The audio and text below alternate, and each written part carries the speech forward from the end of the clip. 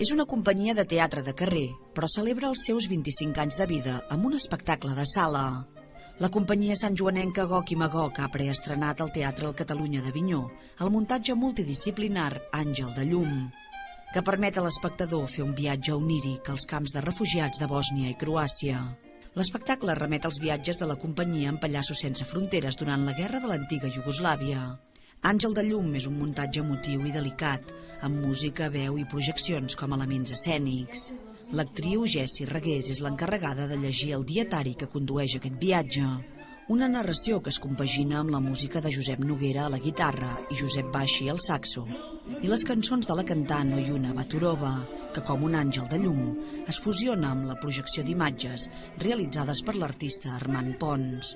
La preestrena de l'espectacle de Gok i Magog estava inclosa dins el projecte Testimoni Escènic, promogut per l'Alberg de Cultura de Cal Gras d'Avinyó. Una iniciativa que té com a objectiu donar suport a la producció i exhibició de noves companyies i creadors independents i els permet estrenar els muntatges i copsar l'opinió de l'espectador. Un total de 7 companyies oferiran fins al proper mes de juny preestrenes dels seus nous espectacles a Avinyó, Sallent, Cabriana, Santpedor i Sant Joan. El projecte també compta amb la col·laboració de la cooperativa Mengem Bages, que ofereix després de cada espectacle un tast de productes de la comarca.